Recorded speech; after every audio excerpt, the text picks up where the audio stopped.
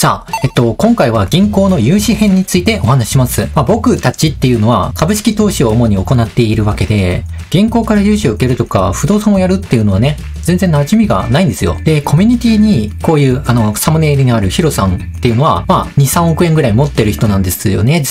実力がある人で。で、なんていうかな、僕たちの株の投資とは違うアプローチでお金持ちになったので、俺ってもしかして不動産投資が向いてたのかもなとか、参考になる部分が結構あるんですよね。で、ここにサムネイルにあるように、助けてもらう力、これが必要。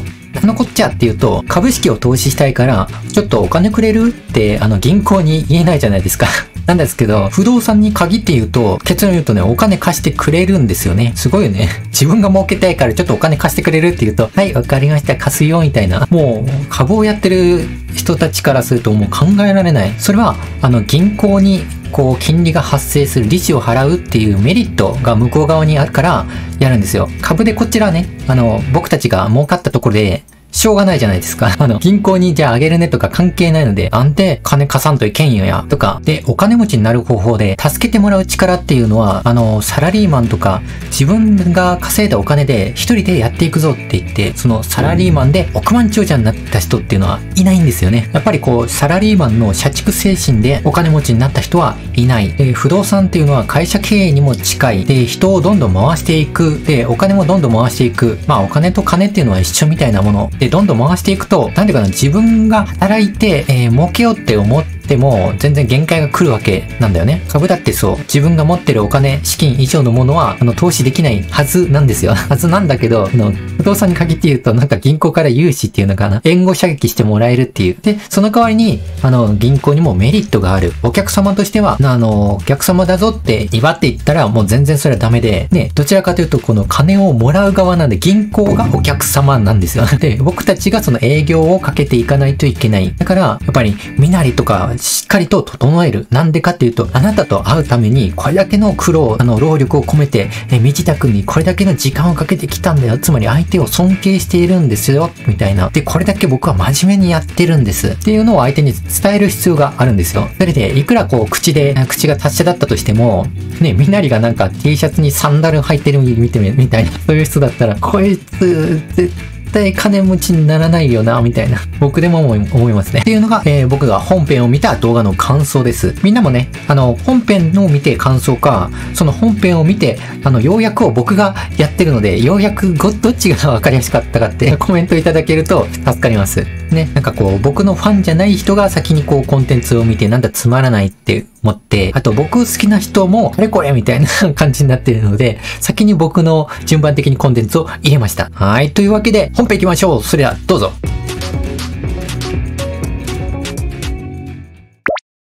こんにちは。不動産投資をしているヒロと言います。このチャンネルでは不動産投資で得た知識や経験などを記録がてらにお話ししていくチャンネルです。今回も気軽にご覧いただければ幸いです。今回の動画では、銀行融資の面談における行動や NG 行為についてお話ししていきます。それではよろしくお願いします。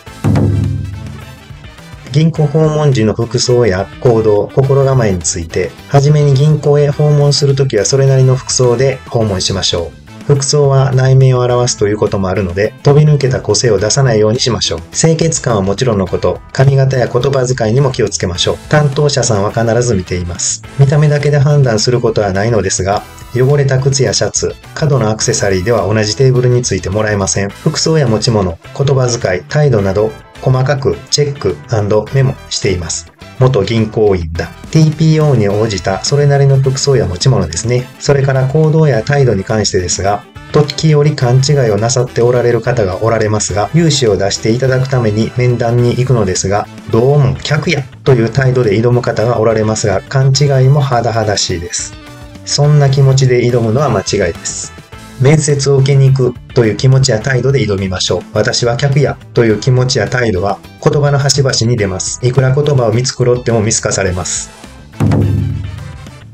事業計画書などの書類の作成、融資担当者さんは短時間でできるだけ要件を知りたいので、根拠のない話で時間を取られるのが最も嫌がられると思います。平たく言いますと、熱意や根性論、大きすぎる夢などではなく、近い将来を語ること。持参した事業計画書に基づいて、担当者さんは質問してくるので、面倒がらずにうまく回答していく。イエス、ノーではなく、簡素に回答できるようにしておきましょう。何かのドラマのセリフじゃないけれど、熱意は胸に秘めとく方がいいと思います。初期の私もそうでした。なぜかわかりませんが、鼻が利くと言いますか、直感が恐ろしく働くと言いますか、重大なことや何かしら突発的なことが起きても、何の根拠もなく、なんとなく突破できたり、たまたま運が良かっただけかもしれません。勢いだけで直接出向いても全くの初心者が熱意や根性論で話をしても意味がありませんし、逆に煙たがられます。はい。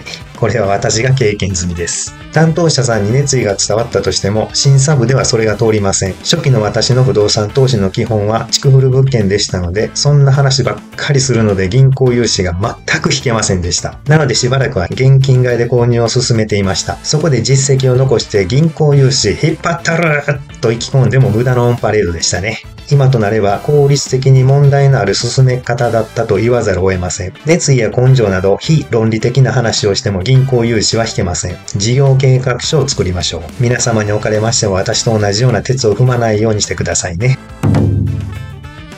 言ってはいけない NG ワード。皆さんご想像通り、投資のためにこの言葉は NG ワードです。なぜなら銀行は投資に融資しません。銀行は事業に融資します。設備投資は別です。例えるなら融資担当者さんに有名企業の株を1万株買いたいので3000万円お願いします。といったところで融資は出ません。たとえ倒産リスクが少ない会社の株購入のためにでも銀行は融資しません。なぜか。投資は他人任せでほぼほぼ丸投げだからです。携帯電話。これ以前お話ししたんですけどもね、意外とよくある案件で携帯電話の滞納。これ意外に知られていないかもしれませんが、大体の方はスマホ機種の代金は月額の利用料に分割して支払っているので、厳密に言えば携帯キャリアからの借り入れになります。月の利用料を滞納すれば借り入れの滞納としてブラックリストに載ります。だいたい7年から8年くらいの滞納の履歴は消えません。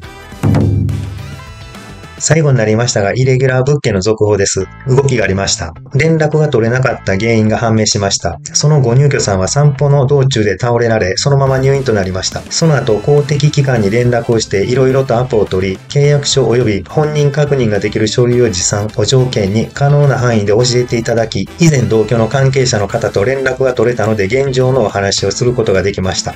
様々な書類を持ち、病院の事務局を通したのですが、個人情報の観点で以後の話は私だけでは続けられず、このままでは今後良くない方向で進むと考えられ、以前同居の方に引き継ぎました。法律により今のところ誰も手出しができない状況でしたが、滞納家賃に関しましてはラッキーなことに以前同居の方が責任を持って支払っていただける内容の覚書をもらい、今後のことも踏まえ、なんとかつなぐことができました。現状はここまでです。